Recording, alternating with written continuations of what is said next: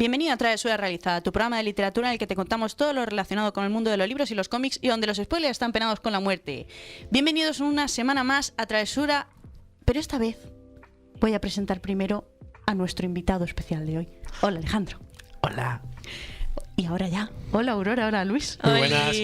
Has hecho como un corte súper dramático. Estabas a mitad como de la intro y de repente ha sido como corte y presento aquí a los invitados. Básicamente era para que la gente sepa que de verdad existo y que no es un copia y pega de un programa a otro.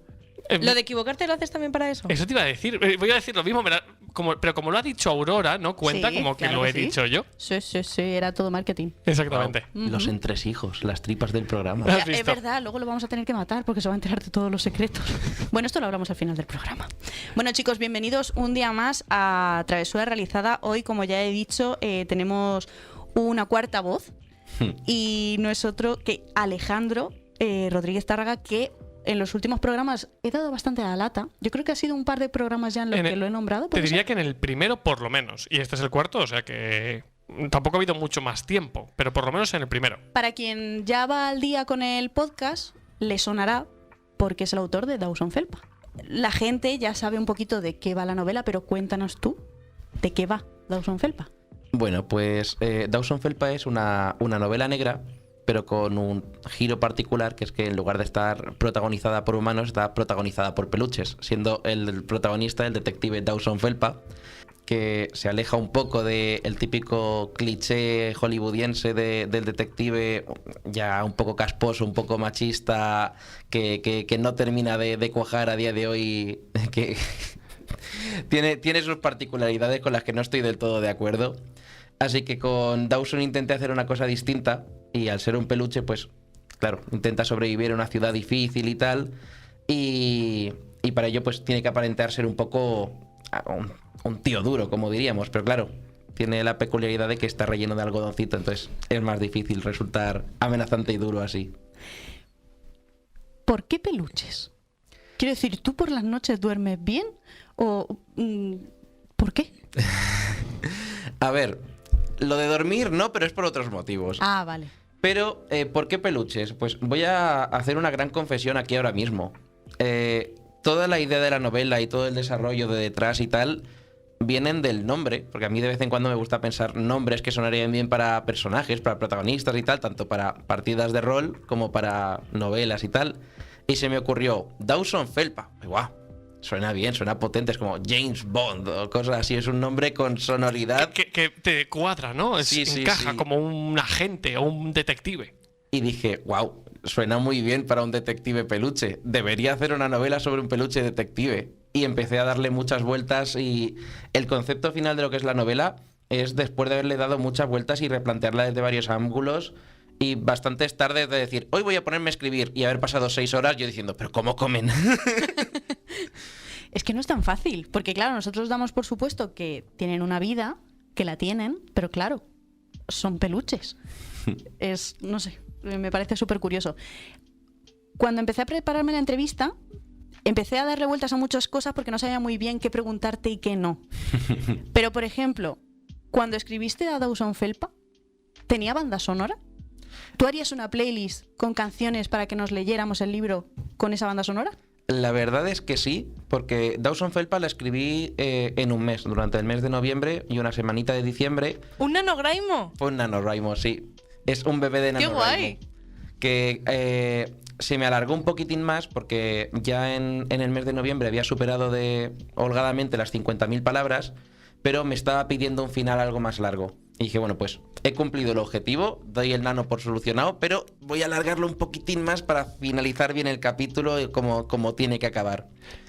Pues durante ese mes que estuve todos los días en el ordenador, un día tras otro, escribiendo y tal, hubo una única cosa que estuvo sonando en el ordenador durante mucho tiempo, porque al principio busqué más temas, más tal, pero al final fue una playlist de YouTube de 4 horas de jazz con saxo, noir, triste, tal, que es una en concreto. Y ya tenía como 5 o 6 una detrás de otra, pero cuando terminaba de sonar una y empezaba la siguiente playlist, decía, no, voy a volver a esta, me gusta. Y vale, estábamos hablando de que le querías dar la vuelta a la historia del típico detective, de repente son peluches, pero ¿cómo enfocaste el público de la historia, porque al final, por lo que me ha contado Jai, yo no me la he podido leer aún, es una historia un poquito oscura, seria, adulta. ¿Cómo haces ese girito de, vale, son peluches, que en teoría son muy adorables, lo que dices, el prota tiene que ser un tío duro, o al menos intentar serlo, y a la vez te estoy contando una historia complicada, ¿no? Sí. Yo la verdad quería una historia madura, quería una historia un poco durita, un poco que requiera de cierta madurez para poder comprenderla y leerla con soltura, sin llevarte sustos, ni decir, me ha traumatizado de por vida, ¿por qué me has hecho leer esto? Entonces, para mí, basándome en que yo quería darle esa ambientación y ese tema y tal, empecé a escribir y utilizando los peluches en parte como una metáfora de ciertas cosas y en parte como una mecánica a la hora de contar ciertas historias, ciertos casos y ciertos misterios que se podían contar porque eran peluches, de ciertos problemas o ciertas ideas de cómo se podría llevar a cabo un asesinato, un crimen, que no se podría escribir en una novela de personas, porque hay problemas que los peluches en una sociedad tendrían que nosotros no. Entonces intenté plantearlo así, darle esa vuelta, y también intenté matizar, sobre todo en la portada y un poco en el tono en las primeras páginas, de esta no es una historia de peluches para que la lean niños pequeños como si fuera un cuento infantil. Por eso en la portada insistí mucho en que saliera fumando, para que si lo ve alguien diciendo esto será para un niño pequeño, y vea que ahí están fumando, que hay un cartel de un bar de striptease de fondo, cosas así, viera que se alejaba un poco de ese tono. Y la como primera, señales, ¿no? Claro. Señales de, ¡ay, es un osito, es bonito! Pero uy, esto es un conejo de tiza dibujado en el suelo, como que aquí ha habido un asesinato. Vaya, eso me salta un poco las alarmas. Y en la primera página también hago un par de alusiones, en plan los focos de neón, en un motel de la puerta del lado, que se estaban escuchando ruidos y tal, y el protagonista fumando, dando ya ese rollito de decir, vale, esto no es Happy Flower, no. Vale, y aunque sean peluches, ¿cuáles han sido un poco las inspiraciones para crear tanto al personaje como al mundo? Porque, vale, entiendo que habrás tenido que adaptarlo, y lo que tú dices, ¿no? Habrá como particularidades que sufren o tengan los peluches que no tienen los humanos, pero te habrás inspirado en algunas historias de detectives clásicas, quizá, ¿no? Sí. En este caso, lo que estuve leyendo durante los meses de preparación de la novela, al ser un NaNoWriMo, ya sabía lo que quería escribir y cuándo quería escribirlo. Con otros proyectos sí que me he lanzado a escribir desde el principio y luego he ido cambiando y modificando y tal. Aquí dije, no, esto es mes de planificación, y como además lo hacíamos con varias personas, no quería hacer trampa adelantándome empezando a escribir antes. Entonces todo lo que quería sentarme a escribir era o leer preparándome lo que quería escribir, o redactar textos alrededor de la historia sin que fueran partes directas de la novela. Y lo que estuve leyendo principalmente fue a Raymond Chandler en la novela de Todo Marlowe, que es la condensación de todas las historietas del detective Marlowe, que es el que, por así decirlo, inspiró la estética de la gabardina y el Eso te iba a cigarrillo. decir, claro, me sonaba y no sabía de qué. Yo no me lo he leído, pero he leído cosas de estas historias. Sí, pues es el típico Nueva York de los años 40, así un poco oscuro todo. Deprimente, ¿no? Sí, el típico de todas las mujeres son femme fatal y todos los hombres son gente de mandíbula cincelada, muy dura. Y aunque la ambientación está muy chula, yo he de decir que la ambientación es completamente lo que esperarías al comprar esta novela. Es decir, yo quiero una novela de detectives así, oscurita y tal, muy noir. Eso es esa ambientación 100%. Pero lo que no me gustó fue el protagonista. Porque es una novela muy de su época y hay muchos comentarios sobre mujeres y sobre orientaciones sexuales y cómo las interpreta y las ve el protagonista y cómo las define, que no. Que en su momento era lo que había, En su momento era lo que había, sobre todo. Ha envejecido regular. Sí, sobre todo si querías decir, mira qué masculino es mi protagonista, mira cómo juzga a ese hombre que es amanerado. Seguro que. Y varias cosas que no quiero repetir. Entonces, eso me sirvió mucho a la hora de desarrollar a Felpa, porque dije, esto es lo que no quiero hacer con mi personaje. No quiero que se base en estos valores, ni que tenga esta ideología, ni estos pensamientos, porque es muy fácil decir, es un alma torturada, así que es un cabrón. Y como es un alma torturada, opina esto de las mujeres porque le han hecho daño, y opina de esto de los hombres porque tal, y yo no quería. Entonces, a la hora de hacer el pasado trágico secreto que aparece más adelante en la novela, quise alejarme de esto, ya no solo en esta obra, sino en muchas al respecto, Buah, había una mujer muy importante para mí y como se murió, pues ahora ya no creo en el amor, ni en las mujeres, ni... No sé, me parece muy básico y también que es una herramienta de utilizar generalmente un personaje femenino como una motivación sin ser un personaje real. Es una meta, es un objetivo y lo deshumaniza mucho. Entonces intenté alejarme de todo eso. Y una pregunta a mí me surge. Como son peluches, el peluche se entra como si fuera dentro del género humano. Es decir, yo soy un peluche oso y me puedo enamorar de un peluche conejo o de un peluche jirafa, o tiene que ser de alguien oso. No. Es un tema que se trata en la novela porque, por un lado, el mismo peluche, dependiendo de quién haya sido el dueño, puede ser un peluche que se identifique como masculino, como femenino, que el niño o la niña que lo hubiera poseído no le hubiera asignado ningún género. Entonces, dentro de la novela, tanto las voces que tienen como tal es la que un niño le pondría un peluche osito macho, osito hembra o un osito, y no me importa lo que sea detrás porque es mi osito y no me he parado en plantear si es hombre, mujer o otra cosa. Entonces, en general, no hay un tipo de discriminación entre relaciones de peluches en ninguno de los ámbitos, pero donde sí hay una discriminación es entre los peluches, que son un perrito y que se pone a dos patas y dice, hola, soy el perrito guau guau, y el perrito que es guau guau guau guau y va a cuatro patas andando como si fuera un perrito en la vida real, porque dependiendo de cómo en la vida real los niños hubieran jugado con ese peluche, puede que fuera un perro de peluche o una persona perro que habla y hace cosas. Y entonces dentro de la sociedad hay una discriminación muy fuerte hacia esos perros, hacia esos peluches, normalmente perros que actúan como animales. Y claro, hay gente con prejuicios que dice, seguro que están fingiendo, son unos depravados y unos pervertidos, lo hacen para no tener que ir a trabajar. Y hay todo un caso relativo a esta ambientación y a estas ideas. Me parece un puntazo esto que me estás contando, ¿eh? Es que para ser un libro, porque yo lo considero un libro corto. Sí. Porque yo lo habría querido muchísimo más largo después de haberme leído, porque se lee en un suspiro. Pero tal nivel de detalle, ¿lo tenías pensado? Quiero decir, es que la primera frase del libro ya es decir, sienta precedente de lo que nos podemos encontrar, de cómo te has currado el mundo, los personajes. Lo digo siempre, hasta los insultos. No hay un insulto normal en este libro y están todos perfectamente relacionados con la persona insultada. Todos. Que si el fieltro, que si la... No sé, mil cosas Sí, que yo decía, sí. pero ¿qué nivel de detalle? No sé, no te has saltado ni una coma. Me ha llamado muchísimo la atención eso. Pues esto viene a raíz de dos cosas. La primera, el haberme propuesto no empezar antes de tiempo para no traicionar el espíritu del nano y tener muchas ganas de escribirla. Entonces, estar durante un mes haciendo escritos relativos a la novela, a las tripas, a cómo funcionaba el tema y a ahondar un poco para a la hora de escribir no tener que pararme diciendo, ¿pero cómo comen? Todo eso lo intenté dejar ese mes de antes, aprovechando el hype que tenía de querer empezar a escribirla, preparando y sentando unas bases anteriores, que incluso esos textos que preparé con antelación, algunos adelantan ciertos casos que han ocurrido dentro del mundo de Felpa, que no se ven en la novela, pero que se insinúan o se tratan, y que si algún día, que en principio sí, se continúa las aventuras de Felpa, seguramente utilice alguno de esos casos como semilla ya plantada de esto se mencionaba en la anterior, va a mostrarse ahora, va a ocurrir ahora.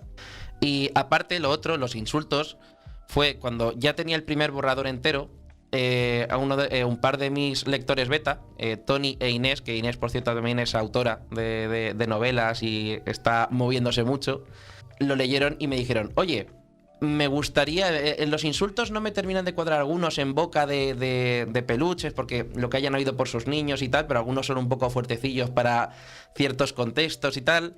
Y hablando con ellos se nos ocurrió, hablando con ellos, lo de los insultos de peluche, y dije, espérate, aquí tenemos un filón bueno. Y entonces reescribí, al hacer las correcciones, la novela, cambiando todos los insultos por insultos que se nos ocurrieron de este palo.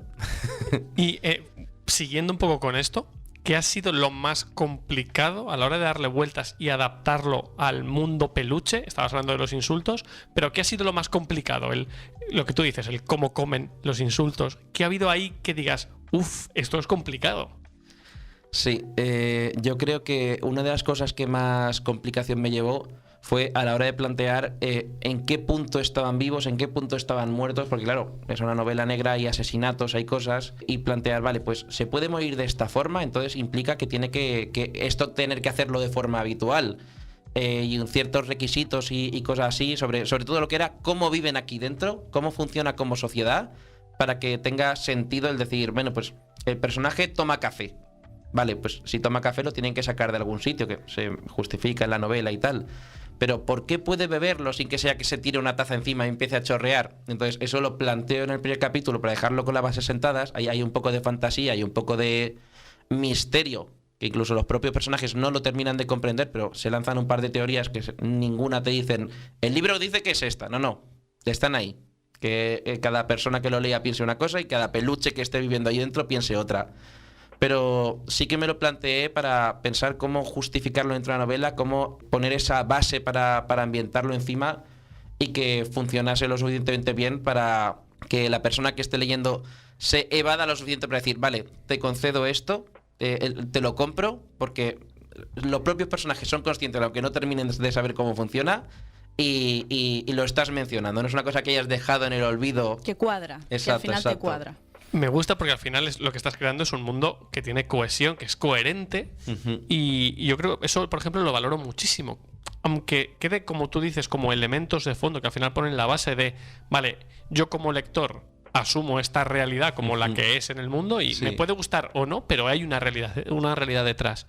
Eso me gusta mucho y lo valoro porque hay otras historias, ya no solo en libros, sino en películas, videojuegos, que hacen lo que tú dices, lo ignoran para que el usuario no piense en eso, pero nada que tú te plantees un par de cosas y dices, aquí hay cosas que podrían no cuadrarme. Sí. Y yo eso es una cosa que valoro mucho. Sí, pero a mí también me ha resultado siempre importante, aunque sea fantasía, tiene que ser realista. Dentro de las propias reglas que ponga la fantasía. Eso es. Pues soy muy consciente de eso como lector asiduo, entonces intenté respetarlo lo máximo posible para que también fuera realista dentro de las normas que yo me encargué de establecer al principio de la novela. Siguiendo con el tema de la coherencia, la cohesión, al final es una cuestión de plantearte cómo funciona un mundo, ¿no? O cómo va a funcionar el mundo de tu historia. En ese sentido, me ha llamado la atención lo que has dicho, ¿no? De no hacer trampas, de no empezar antes de tiempo, de plantear y escribir cosas para darte contexto a ti mismo, ¿no? A la hora de cuando fueras a escribir.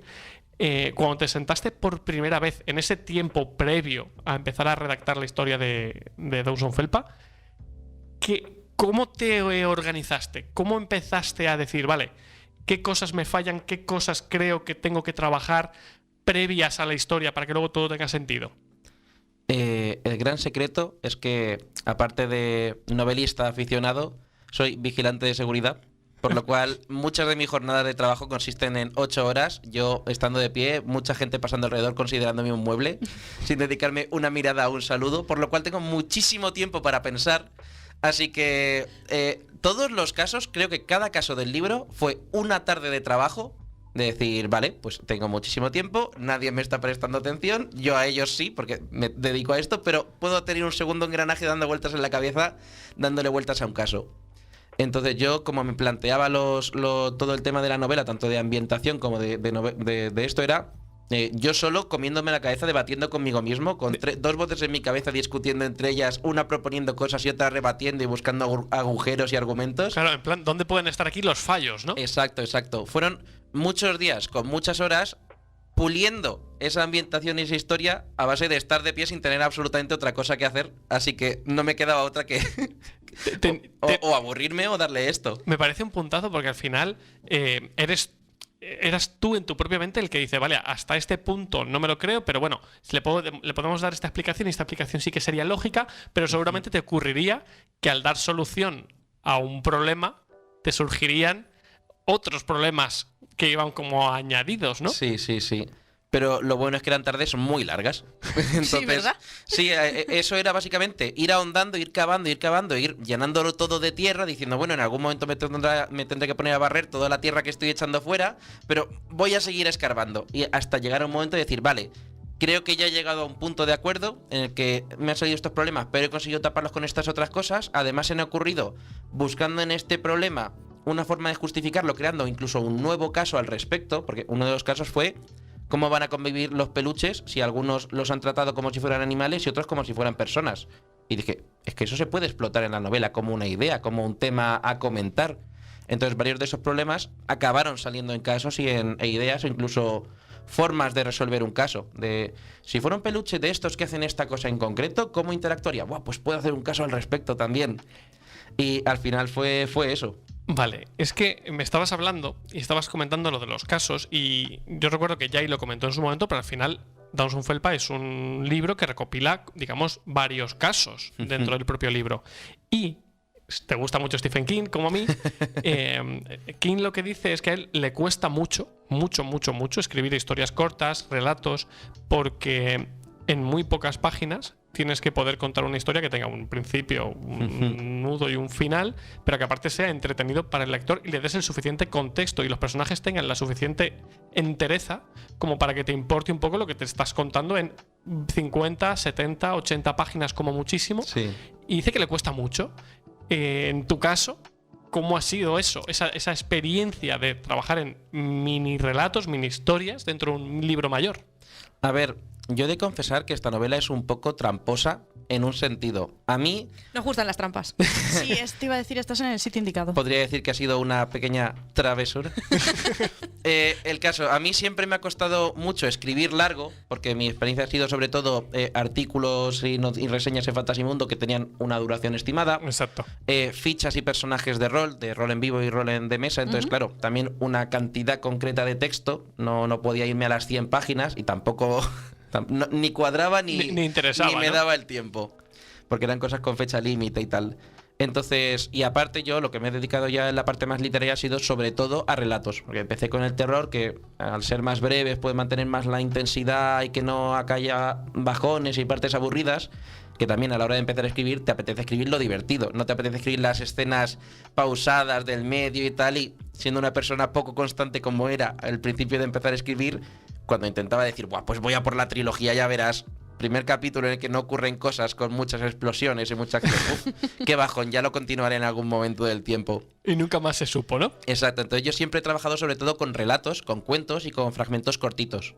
Y la primera novela que escribí, que todavía no ha sido publicada, pero tengo esperanza, hay cositas por ahí que a lo mejor sale bien.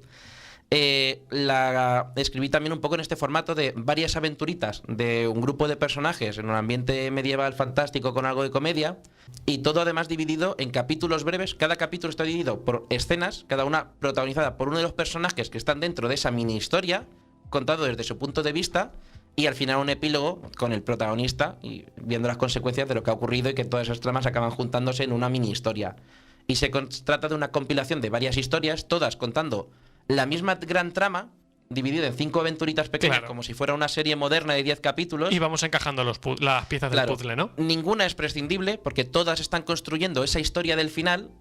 En los primeros pues te presentan los personajes y un par de particularidades del mundo y tal, y ya en la última se juntan todos los personajes que han aparecido en esos capítulos y hay una gran escena final muy divertida, muy ¡buah! Cuántas cosas, qué ganas de leerla. Pues en Felpa es parecido. En Felpa me resultaba más cómodo trabajar en pequeñas dosis, y en lugar de pensar nada más empezar en un gran caso que me llevara 200 páginas, en que fuera una única investigación, un único crimen, había tantas cosas que me apetecía explorar dentro de este mundo, tantos posibles asesinatos, tantas formas de resolver y de plantear enigmas y tal, que dije, en lugar de hacer 5 novelas muy largas con un concepto que puede ser más breve y funcionar igual, voy a hacer que la novela en sí sea está unificada, no son casos que se puedan leer por separado en el orden que quiera, sino el hilo conductor es el propio Felpa y el desarrollo que tiene durante la novela y el viaje que experimenta, pero no es un único caso, son varios en los que el personaje va evolucionando, va cambiando, va profundizándose un poco en el personaje y también en el mundo que se ha creado alrededor.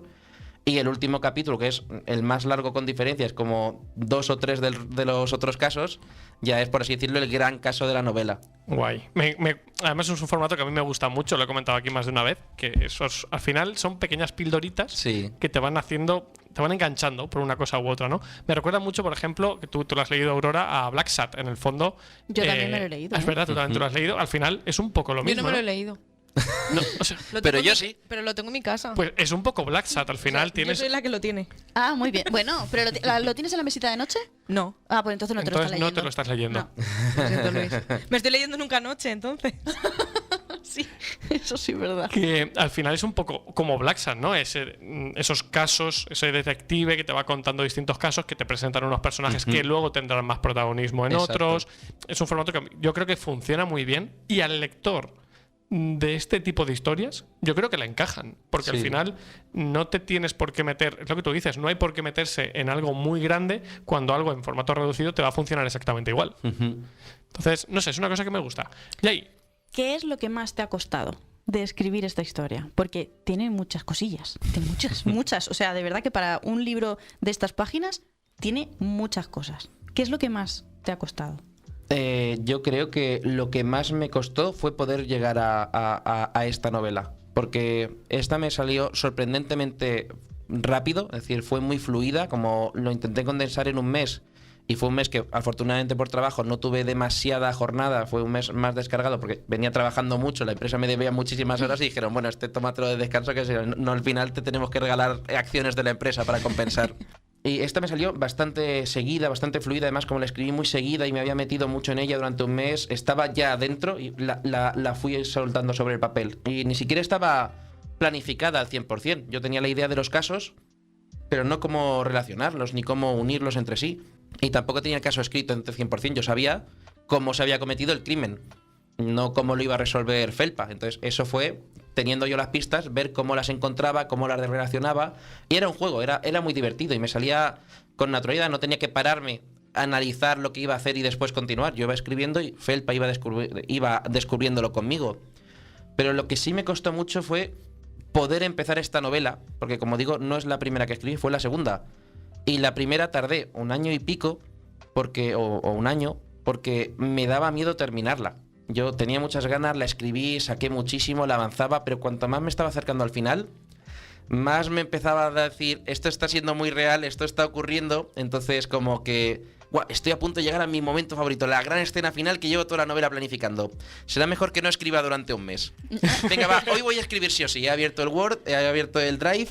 Bueno, voy a mirar Facebook un momentito y me pongo. Vaya, a lo mejor debería verme una serie en lugar de escribir hoy, porque ya sabes, ¿quién necesita escribir la gran escena final que llevo esperando y preparando durante tantísimo tiempo?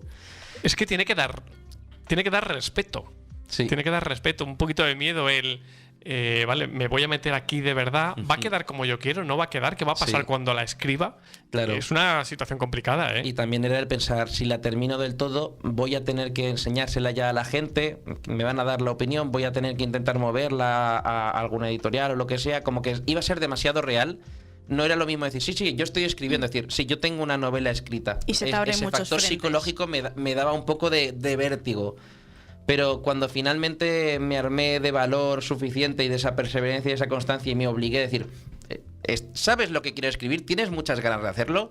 Ponte y tira. Y el último día fue una tarde que empecé por la tarde y acabé de madrugada diciendo, hoy se termina. Creo que además era un viernes o un sábado, me dijeron de salir y dije, no, hoy tengo algo que hacer en casa.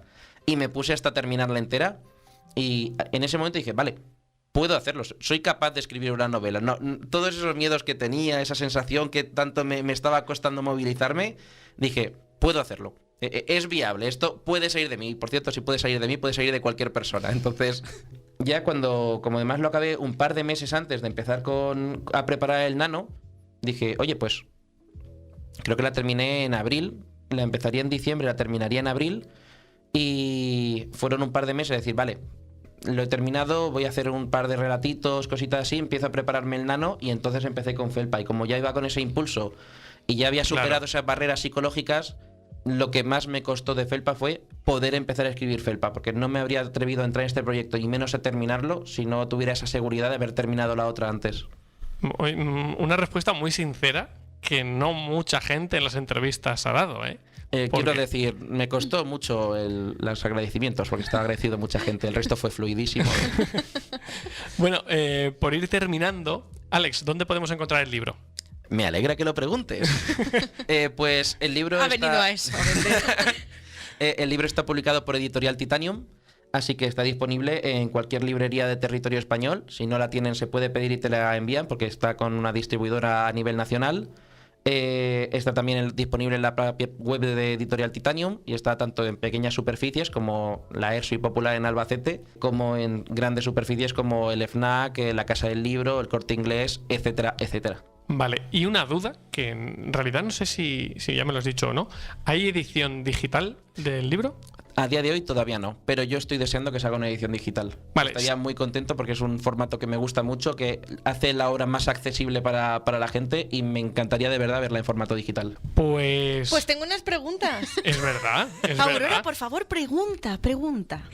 Tengo las preguntas que hacemos a todos los invitados que pasan por el programa. Uf. Sin presión. Vaya, Solo tienes que responder en 3 segundos. vaya. No, puedes tomarte un poco tu tiempo. No, en realidad 5 segundos. 3 segundos y medio. Pero queremos la respuesta impulsiva. ¿Vale? Es importante. Vamos. ¿De qué casa de Hogwarts eres? Me gusta decir que es Slytherin, pero realmente creo que soy más... Es que esto lo va a oír gente que conozco. Tengo un poquitín de corazón más de Gryffindor. Había empezado bien, pero luego se fue. Lo siento, lo siento. ¿Qué va? Yo lo quiero un montón. ¿Cuál es tu lectura actual? Pues es que resulta que sigo un grupo de gente que han propuesto un reto no reto, y estoy ahora mismo con Cuento de Hadas de Stephen King. ¿Has terminado Cuento de Hadas? No lo he terminado. Llevo aproximadamente 20% y me he enamorado mucho de un animalito que sale ahí. Ajá. Yo tengo muchas ganas de empezar esto ya, porque ¿Qué pasará? Ya a mí ¿Qué esto no me pasará ayuda. con el animal? Oh, No me lo mires, Aurora, no me sabemos. mires, no me mires. ¿Cuál es tu género favorito? Pues estoy en una cuerda floja tambaleándome a partes iguales entre la novela negra y el misterio y la fantasía. Vale. Me gusta esa respuesta. Está bien, está bien. ¿Tu libro favorito?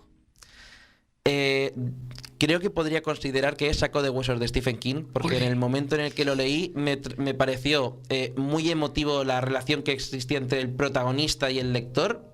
Sentí un vínculo como si realmente fuera amigo del protagonista de esa novela y me tocó profundo. Vale, antes de que le haga la siguiente pregunta, meto aquí una anécdota. Mi primer acercamiento a Stephen King en el mundo fue viendo la miniserie de Un saco de huesos, cuando yo no sabía ni siquiera quién era Stephen King. Sí, sí. Una miniserie que el prota es Pierce Brosnan. Eso, Pierce Brosnan, Pierce sí. Brosnan.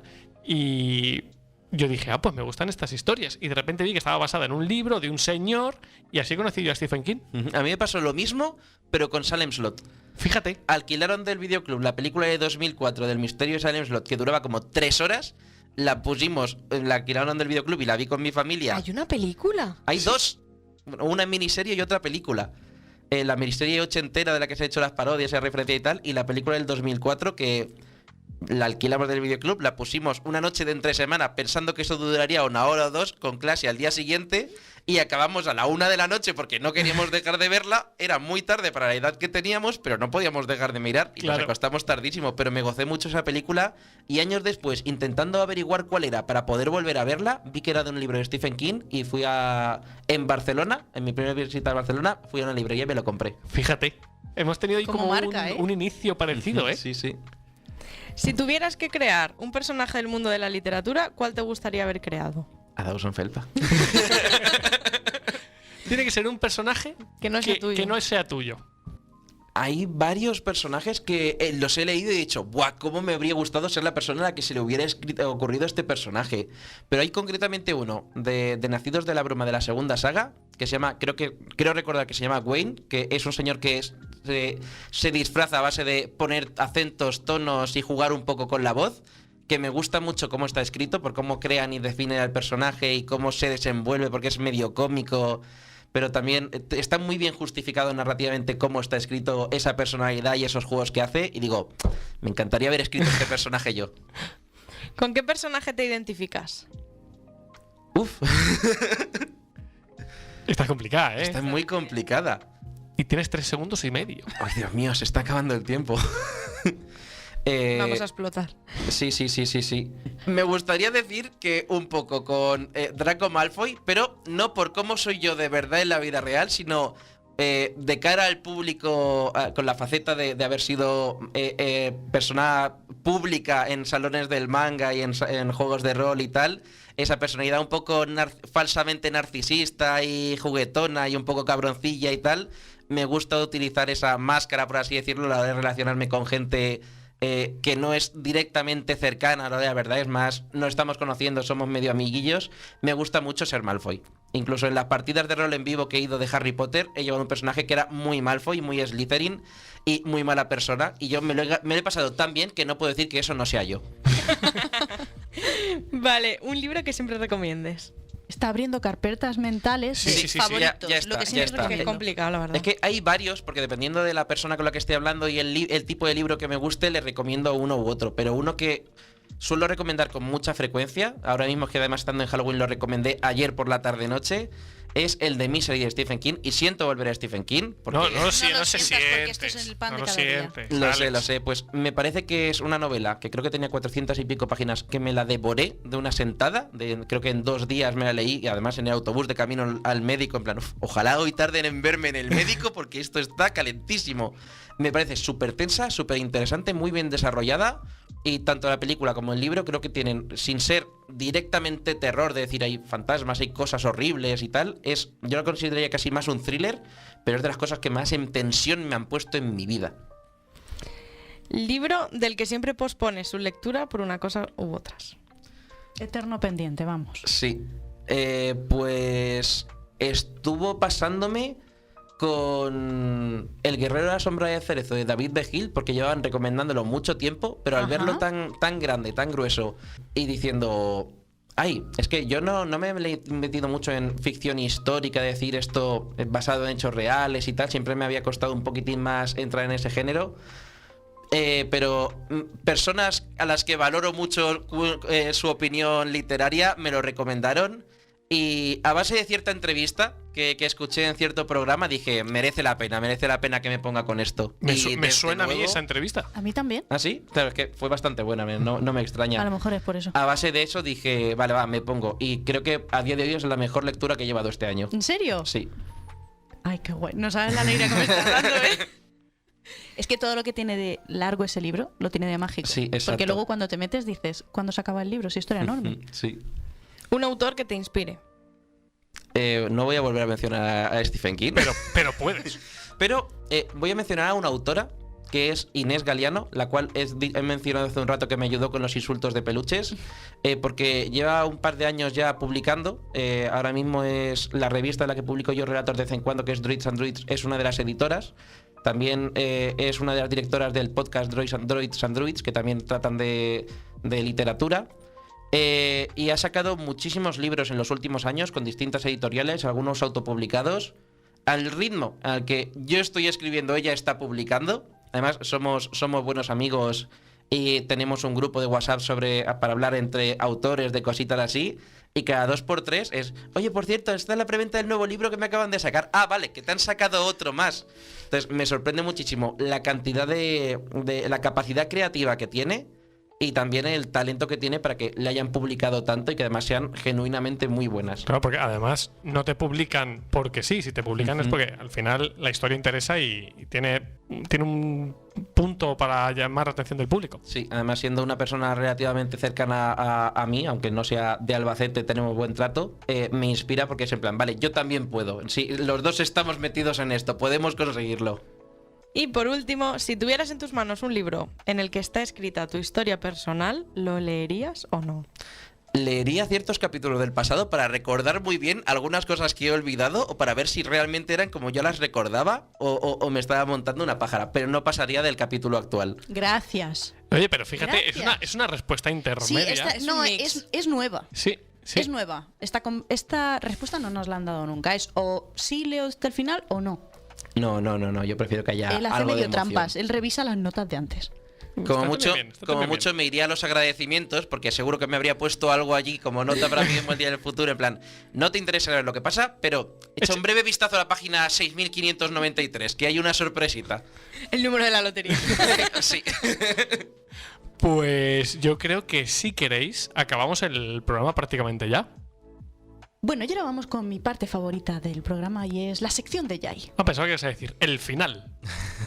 Es lo Os he mejor contado la historia. porque es antes del final. Os he contado la historia de una vez que mi abuela nos llevó a mi hermano y a mí a un concierto de música clásica, ¿vale? Esto tiene sentido porque mi hermano y yo hemos sido chicos de conservatorio, a mi abuela le encanta le encantaba la música clásica, siempre había por ahí historias y nos llevaba a un concierto de música clásica horroroso. O sea, era lo peor que te podías echar a la cara, lo peor.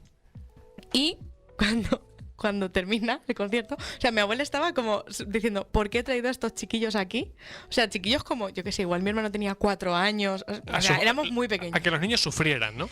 Claro, diciendo, madre mía, no van a querer venir nunca más a un concierto de este estilo, tal. Pero la última canción fue bonita. Y Como que lo soluciona, ¿no?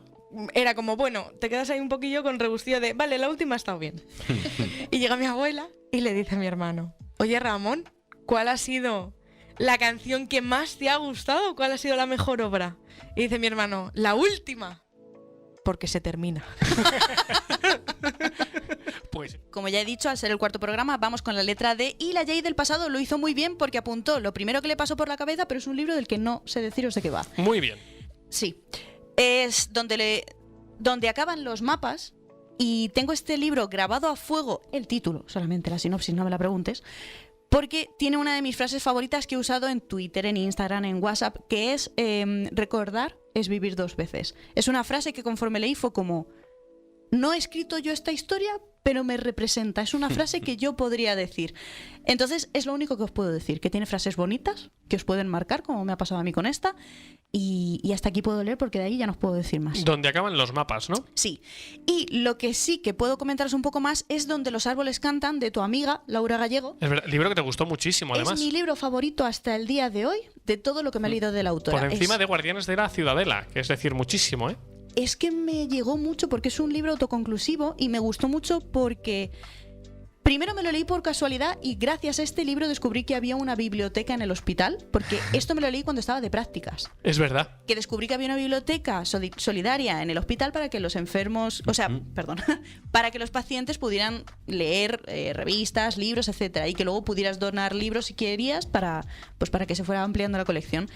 Y este libro estaba ahí y me gustó tantísimo que empecé no a recomendarlo, a regalárselo a todas mis amigas, hasta que llegó un momento, no sé si fue mi cumpleaños o antes, que dijeron, cállate ya, por favor, toma tu ejemplar y déjanos en paz. Sí, eso ocurrió. Sí, y a día de hoy sigue siendo mi libro favorito porque la protagonista me parece brutal. Es una princesa que no es la princesa del rey del reino, pero sí es hija de una persona muy adinerada, que han tenido criados, que han tenido gente a su cargo, en fin, que tiene dinero.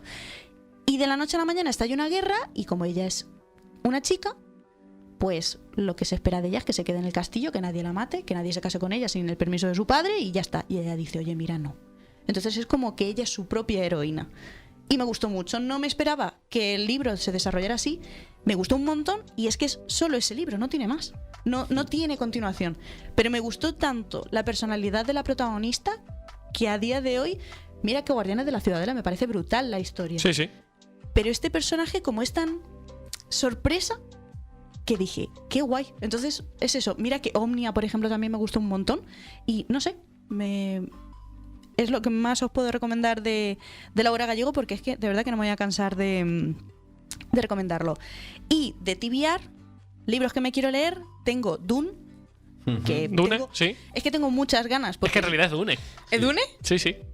Ah, yo pensaba que lo decía mal aposta. Es Dune de verdad. Sí, A vamos. partir de ahora diré Dune. O diría que sí. Alex, ¿tú qué opinas? Yo creo que es Dune, porque ¿Verdad? yo lo he llamado Dune, entonces tiene que ser Dune. Sí, sí, sí. Ah, bueno, si es canon así, yo perdón, En mi casa se dice así. a partir de ahora sería Dune. Y también tengo apuntado El Día del Dragón, que es un libro de Gabriela Campbell y José Antonio Cotrina. El día del dragón nos cabe aquí. El día. A ver, El día del dragón nos sí, porque cabe la dije- próxima sí, semana. No, da igual. con la E, da el igual. Día del No, Dragón. pero da igual porque como dijimos que podía contener, que no Sí, tenía que sí. ser el Porque artículo. dijimos que los él y los A y todos esos no iban a contar tanto. Me habéis fastidiado entonces la E de la semana que viene. Sí. De la semana que viene. Bueno, ya ahí. Pues hasta acabamos. aquí mi sección, ya podemos despedir el programa porque la parte importante ya se ha contado, que yo sabía que la gente estaba esperando justo, Hombre, por supuesto. sobre todo del libro que no he contado absolutamente nada. Exactamente. es lo que De más- nada, de nada. Lo que más ha gustado de todo el programa. por encima de la entrevista, de Don Son Desde Felpa, luego. de todo, Eso todo, es un todo, todo. Gracias por tanto y perdón por tan poco. Bueno, pues hasta aquí, chicos, el programa de hoy. Espero que os haya gustado. Nos vemos la semana que viene y recordad, Travesura realizada. Rosalía diría de dinamita y yo pido disculpas porque no he cantado en todo el programa, pero lo haré a continuación. De donde no haya niebla, de Dawson Felpa, de ¿dónde decís que está el reto? De dime qué es lo que puedo hacer, cómo te puedo tener. es que lo sabía. Es oh. Bueno, pero lo he intentado. Vale, gracias Luis. Va por ti, de Dios, qué malos son los 7 clanes y de Dustumi Cara. Oh.